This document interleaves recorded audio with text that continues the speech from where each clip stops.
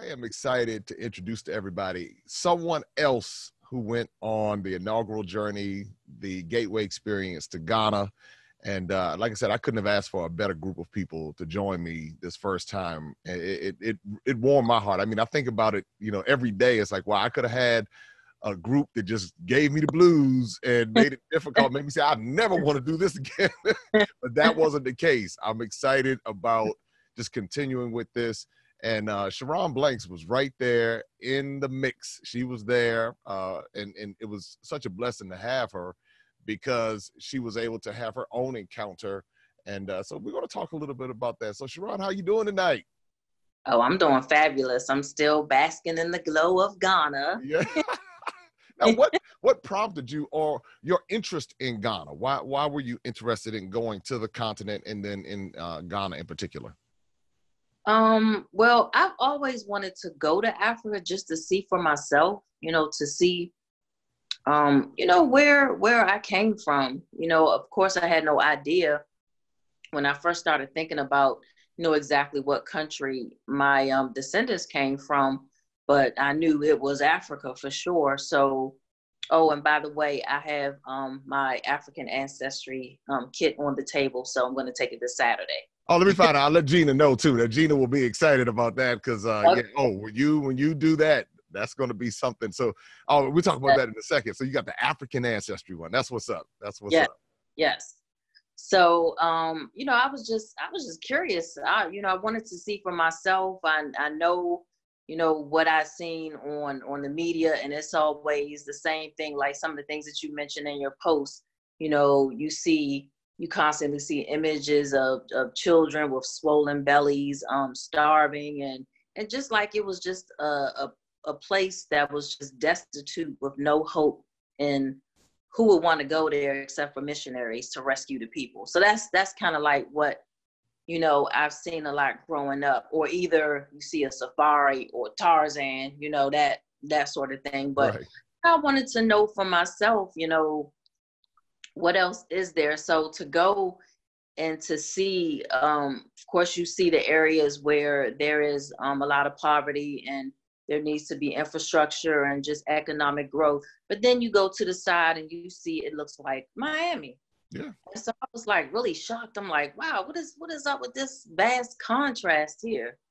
So just seeing it in person, seeing the people as they were, this is what I have to tell you. Okay. All right. It just popped in my head. Okay, when we were on the bus, headed to one of our mini tours, I think most of the people on my side of the bus must have been asleep. So I'm looking, I couldn't go to sleep. So I was tired some of the time because we were going, but right, we were going. But I could not sleep because I was so excited just to watch the people, to see them as they were, with, what they were doing, their daily grind, to see the resilience in their faces and that they were still happy, even though compared to like what we have here in America, their struggles are really real and they're like magnified 10 times compared to, our struggles. So I couldn't go to sleep. So I'm looking out the window one day and I see this woman walking, and we were going, I had my phone in my hand, for pictures, but I couldn't get it up fast enough because the bus was going too fast. I saw a woman with 3 logs on her head. 3 logs. Wow. She didn't even have her hands up to balance the logs. So they were like 3 logs. They were tied together and they were at least 10 feet long and about that wide in diameter. And then she had a baby on her back. I was blown. Oh, that's the next level right there. I was blown. And I'm just like, the things that we complain about, that we gripe about, and you come here and you look at these people go. I mean, okay, so I'm an artist, right? I paint. I haven't painted in a while. So when I went, I was like, I need some inspiration so I can get back to my painting. Oh, I wish to God that I could have caught that picture because it's still ingrained in my mind. So I'm going to try to work it. Oh yeah, you can work that. You can work that. You can. Yeah. If the baby was in the back, in the back, and so the babies, they tie them around. Yes. And it's like, okay, so the baby's secured, but then the logs on the head, that's the part right there. You capture Yeah. that. That's Yes. That was amazing. That was amazing. So just, just to see now that was like resilience times 10. So to see that, and then the way they received us was just they were so welcoming, they were so warm, and they were genuine. It wasn't like, what are you doing here? You aren't true Africans. It was like, welcome home. yeah.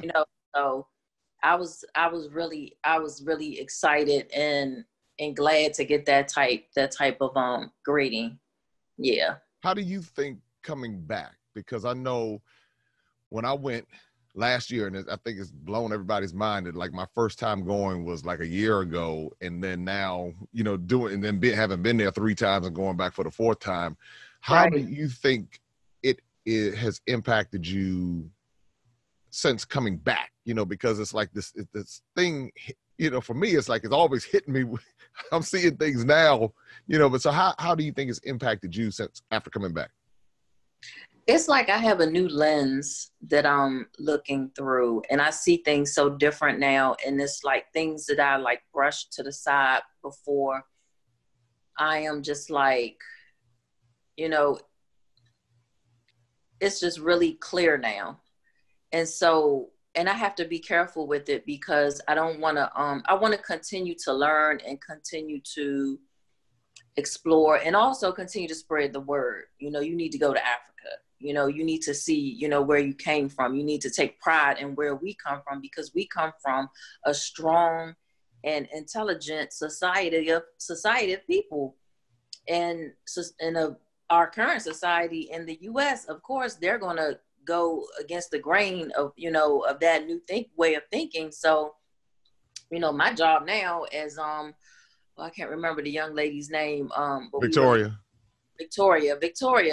she's like she said, I'm an ambassador now. So we have to continue to spread the word and do our part, and also invest in Africa economically if we're able to. And I plan to. I'm not a rich woman, but I can play a part. Well, let me say this. You go over there, you surely could become one because, right, because it's wide open for mutual benefit. You could go over there, and what you might not consider to be rich, you can take what you have in America and go over there. And that's the thing that it didn't dawn on me until I think after this trip that we just took. Mm-hmm. That, wow, wait a minute, this could really end up becoming something, because you see so many people from all over the world there that are not of color, and you're kind of like, okay, so they're here. Something, just historically, something must be on that continent worthwhile. But like you said, to your point, being an ambassador and showing people that, one, there's nothing to be afraid of, because I think that's the biggest, for so many people, that's the biggest thing. Either they're afraid or they look down on it. And as you were talking about that mother with the logs and the baby, I mean, that's a strength that if we tried, we're strong too. There's some good things we have over here too within us, but the log with the baby wrapped around us, that's the next level. And so that you have to have respect for somebody who is maintaining like that. And it's no way you can look down. It's no way, oh man, what is she doing? It's like, wait a minute, hold on. She's really got something I wish I had, Yeah. Yes. Admiration. Yes. Yeah. And so now, I think I think in our group, because we all have I have a private group for those who went on this trip. I think you talked about considering moving there for retirement. Is that something that you would post? Yeah. We could live like kings over there, with what we make here. And like you say, and then you get the opportunity to invest firsthand. So you're investing, by purchasing real estate. And then also you can do a startup. Everybody over there has their own business. Right. Everybody. No jobs, just business. Right. And so, and it's just, also it's, it's given me the opportunity to like refocus, you know, some of my prayers towards Africa, you know, and its development, that they stopped being taken advantage of and just raped all over again. You Yeah. know, it's crazy. And just like some of the things like Tamika, some of the articles she's posted, you know, I've been reading those and just, you know, just really trying to, like, something that I heard from one of my coworkers. He's Caucasian. He told me that his wife had a friend who visited Madagascar, and there's this area in Madagascar that has like a mini Hong Kong there. And I was like, wow. So it's like, you know, everybody, they just coming in, setting up camp.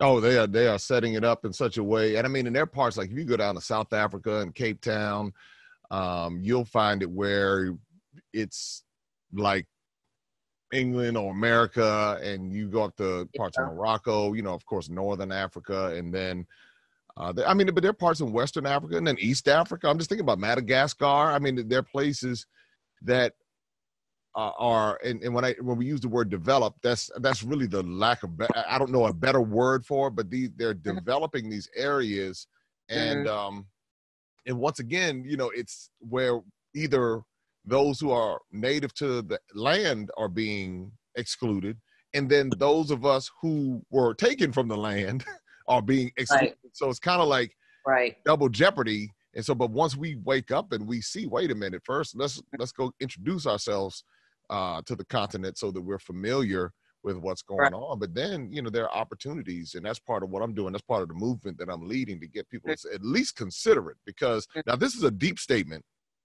I'm about to make. And I've said it a few times as far as like on different posts, but this is what I realized, and I think I got it yesterday, is that what has happened, like by us, you know, by our ancestors being there and being taken from there and brought here and given a new identity, we really identify with being more European than we do African. And so I always wonder why we go, I said, why is it that we have this insatiable appetite for Paris and London and Madrid, and we get there, we're bragging and boasting, and yeah, I'm in London and I'm in Paris. But then the minute we say something about Africa, you know, we're the ones that's kind of like, why are you going to Africa? You better be careful. All right, be safe, you know, but we don't say that going to London and Paris. But I thought about it. I said, you know, it's been ingrained in us to always build someone else's house at the expense of neglecting ours.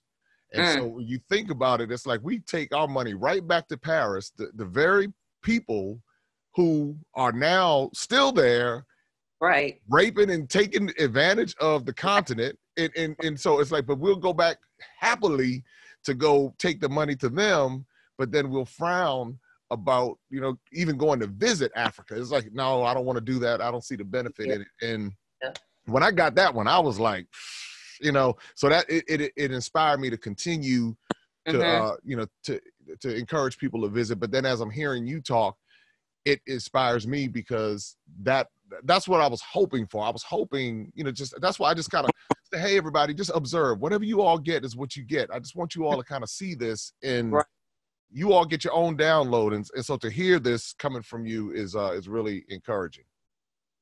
Good. I'm glad. And I've been like talking like probably nonstop. Some of my coworkers and friends are probably like, when is she going to stop talking about Africa? It won't. I actually gave your company information. I know the one of my coworkers, but I'll be sending it to a couple of them, because some of them they have that mindset where they're kind of like, you know, apprehensive about traveling. Some are apprehensive about traveling, period. I'm like, we work for a passport. How can you not want to travel? Come on now. That's our work. That's the work of that's the work of the ambassador. You know, it's like he got to chip away at. Yeah. It's almost like I call it colonization. It's like chipping away at little by little, and the more you keep talking about it, and the more you keep it in front of people's faces, they say, you know, I think I might need to investigate this, because I mean, I was like that not too long ago. Like, I'll get over there. I'll put it on my bucket list one day. I'll get over there. And then I got over there, and it changed my whole life. I mean, it's like, I would have never imagined taking a busload, you know, people, because I was just sitting there laughing at myself. I said, I've been on a lot of adventures in my life, that I think this has to be at the top of the list. And the fact that, that people were willing to go, halfway across the world. I'm saying this is not like down to Disney World. This is Yeah. in another country.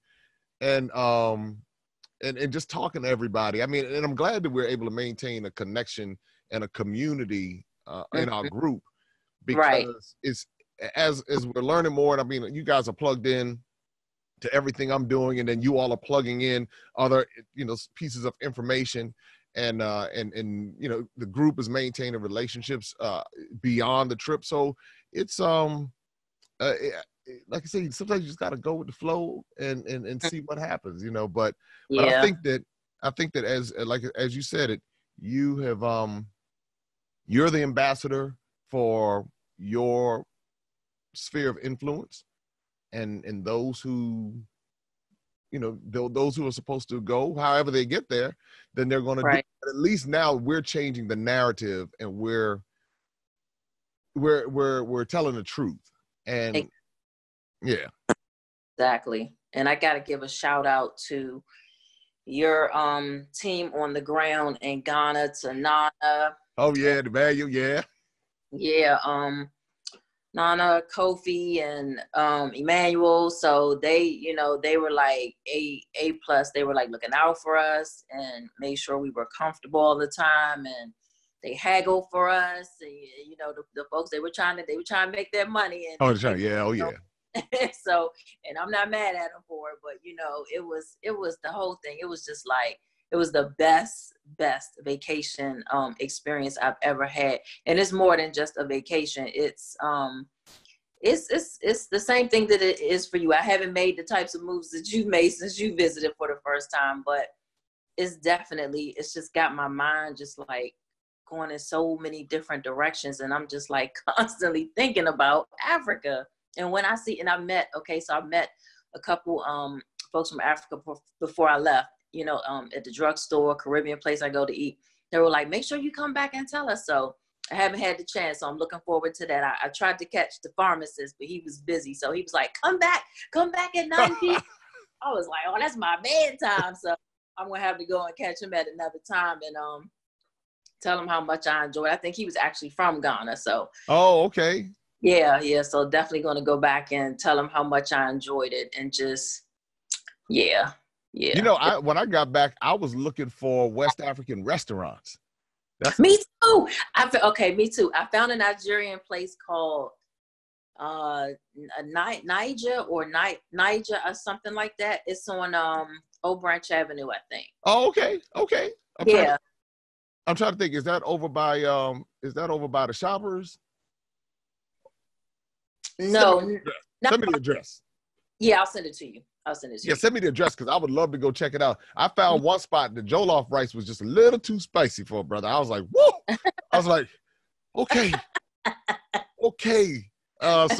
But they said, here was the funny part. They said, well, that particular restaurant had Ethiopians making the jollof rice. And so in Ethiopia, everything is like spicy. It's like, oh, okay. I said, well, what y'all do? How y'all got Ethiopians making jollof rice? Because Ethiopia is in East Africa. And jollof is most known for West Africa. So anyway, but that but I've been looking for restaurants to do it. And then when we went to Kua and Miss Aku and the jollof rice.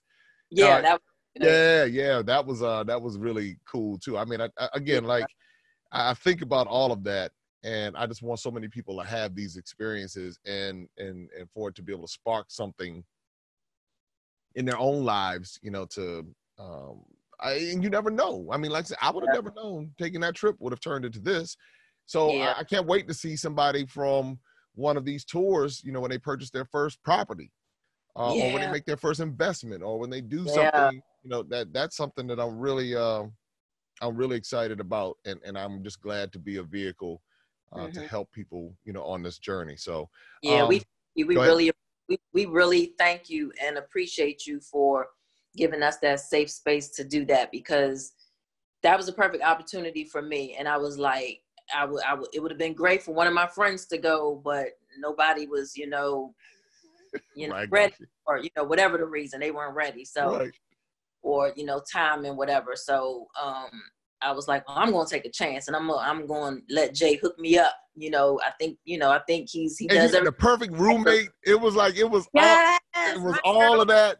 Because when I girl. saw it, like I said, I was particularly involved in this one, and I was like looking, and I'm saying, okay, I know Angela, and I followed you some, so I said, they seem like they have similar vibes. I think that's gonna work. I said, because I was debating whether or not. I said, now, Rose. I said, now I'm thinking Tamika, maybe Sherron. I said, no. I think maybe Leisha and Tamika. So it all ended up working out perfectly. It and did. And it was just, I mean, it's. I'm glad I have footage of it. I can always go back Right and look at it and just be like, wow, this is just and then to see people coming from all over the country. Yeah, and that really that was the part, and then of course Mr. Billy and Miss Claudette. Oh yeah. So with that, with 89 and 85 and keeping pace with everybody. I mean, not even that was too cool, and they did the extension. So right, they extended. So that was awesome. So they got the whole shebang. They got the whole experience. They got yes. They got the entire experience, and so yeah, I'm actually going to go out to Vegas and see them soon. So that's oh, awesome. Yes, because I have a business trip out in Vegas in February, so I'm gonna be out there. So I have to go see them. And I didn't even realize when I said it. I said, now I'm coming out to Vegas to visit you. They were like, okay, bless your heart, honey. Okay, we'll be there. And now and then I saw it come up on my calendar, and I said, wow. I said this is cool. So yeah. So well, I just want to thank you for trusting us with that your trip to Africa, and thank you for allowing us to be a part of that experience for you, and thank you for your kind words. And like I said, we all are connected now, and I have a strange feeling that as business opportunities come about, we'll see everybody, and we might even do I think we might do like a DMV meetup. I think that might be something, because enough of us in the DMV. We got to find a West African restaurant. That may be what we'll do. Oh yes. Yeah, we got to represent it the right way. We got to do it the right way. Find a West African restaurant. Now I'll say this. I like Swahili Village, but that's kind of like East African, and so it's not quite. You get a little twinge of West Africa in there. So that was cool, but we can find a West African restaurant and do a meetup. I think that's what. As soon as I get back from because I'm getting ready to go back to Ghana. Right. Next week. So I'll see Nana and the crew again next week, and then I'm going down to Brazil to get that connection. So I'm thinking January, we could put that out there. You know what? I'll put it out there in the group and see if anybody's feeling it. Okay. And as far as West African, there was this great place, but it did burn down maybe about, I don't know if it's been a couple months now, called Sumas, and they were located on, I think, Rhode Island Avenue. Up in College Park? No, in DC? Oh, okay. DC, and he said that he was going to rebuild, and his food is like, you have everybody going there, all different races. Everybody goes to Sumas. Really, really good food in West Africa. And I can't remember which country he said he's from, but it's like you feel like you are in Africa. You sitting down, you're hearing in there arguing about what's going on, in that country. Right. Yeah, so that's the real deal. So hopefully he'll open up soon. Yeah. Yeah. Well, then if he's not open, then we'll find a West African spot, and we'll get the group. Everybody who's in the DMV, we'll get everybody together, and then but we might get some folks to come to the DMV. Who knows? I mean, because some people are close enough, or they might be in the area.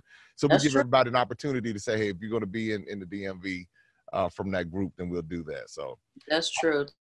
We actually have a couple of us that were supposed to be getting together. Well, they are getting together this Friday, a happy hour. But I'm cool. I have to work late, so I can't go. So I have to catch them another time. But you know what? That's what it's all about, though. It's bigger than just the trip. It's the relationships that come out of it. Right. And it's like, and I know some people did not know me at all. They just saw the video. So and so they, at least they were able, he is cool. Okay. All right. He's normal. he's like this mystical figure that just on this video. It's like, okay, I can talk to him. Like, yes, you can talk. So Right. I mean, just to see all of that, you know, and then, you know, as you're talking about, you know, group of you all getting together or scheduling something, that's cool, because that's the culture, you know, that's the culture in the community that I hope comes out of these trips, that people can really bond. And you never know, y'all might be business partners. Who knows? So I'm just glad to witness it. That's the best thing. I'm just glad to witness it. Yeah. Yep.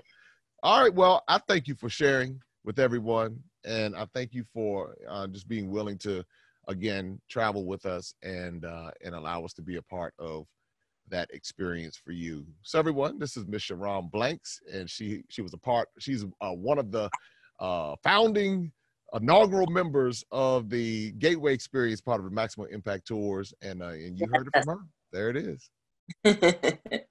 Thank you. Thank you.